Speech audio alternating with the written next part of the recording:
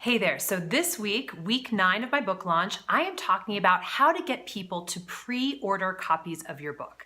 And I'm talking about that because that is what I'm working on this week in my book launch for my book, The Book You Were Born to Write, Everything You Need to Finally Get Your Wisdom Onto the Page and Into the World, which is coming out from Hay House soon.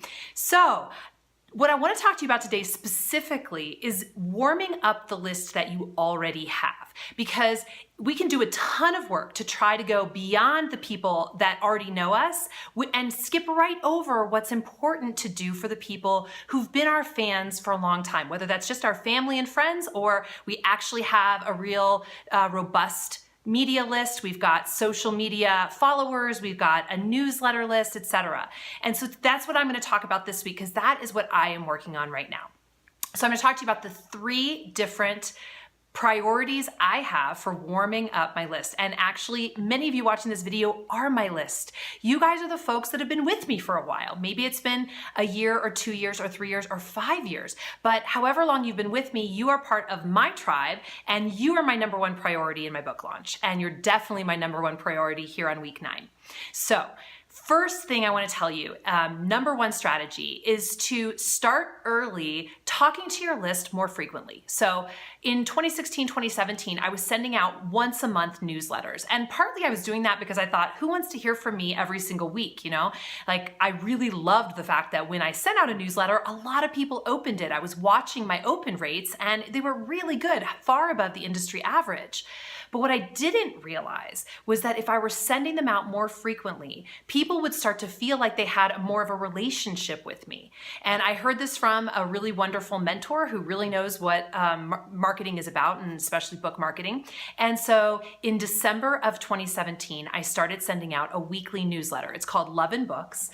Some of you may be on it. If you're not, you can go to knliterary.com/subscribe, and I'll put you on the list. That's where you hear all the everyday updates. You also get a glimpse into my personal life, which I'm going to talk to you about in just a second, because that's actually also a strategy that I would love for all of you to employ when your book comes out. But for now, let me say weekly newsletters. So this week, I'm still working on weekly newsletters. We have our flagship newsletter comes out the 3rd week of the month. So that's what I'm working on right now with 2 of my wonderful colleagues at KN Literary. We work together to get this newsletter out. And this video is going to be in that newsletter, as well as a really juicy blog that I feel like is going to help because it's also about book launch. So if you're not signed up, go for it. Sign up as soon as possible to start getting these juicy updates. So warming up my list means talking to you guys every week, letting you in a little bit into my life, my writing world, and giving you tips and professional tricks that I know that you don't know. So I'm offering you really good, this is my goal, really good, really helpful information every single week.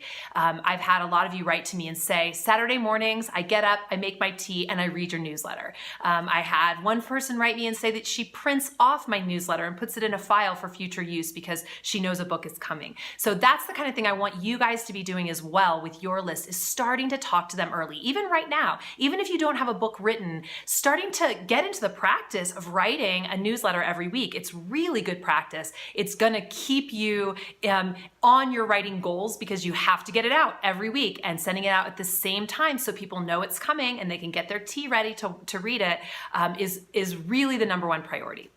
So I've been doing that now for 9 months, and I'm going to continue doing it obviously right up through the book launch and beyond. I will always send out a weekly newsletter from here on out. So that's my number 1 priority for you guys around warming up your list. The second one is social media posting. And I know this gets some groans from some people and it gets some yahoo from other people. People just tend to either love it or hate it. It is really important. It's the place where most of us are going for our news. We're going for a certain sense of connection. We're going for information. So social media posting includes Facebook. Facebook is still the number 1 social media site for book buyers. So absolutely the place you should be posting if you're only posting one place is Facebook. It just tends to be that book buyers trend older and trend women, and older-ish I'm included, 40 plus women are on Facebook more than they're on any of the other social media platforms. Coming up close number 2 now is Instagram, and Instagram has a lot of really fun ways to play with it. So one thing I'm doing here in week 9 is I'm starting to play with Instagram stories. I've never done it before. I've made several mistakes. Here's one mistake. I have a KN Literary account, which is where I'm really focused with the book launch, and then I have my own personal account. And one mistake I'm making is posting Facebook stories or Instagram stories on the KN Literary account that really belong on my own account, that I thought I was posting on my own account. So nice if you can do both in one. If you don't have a separate company that has a separate name from you, by all means, post everything in your normal feed. Your audience is going to love seeing and hearing your personal experience. They're going to want to know, what are you doing on the weekend? What kind of car do you drive? Do you have kids? Like, they're going to want to know you as a person. Once they know you as a person, they feel more like a friend of yours than just a fan of yours. And that is definitely the goal.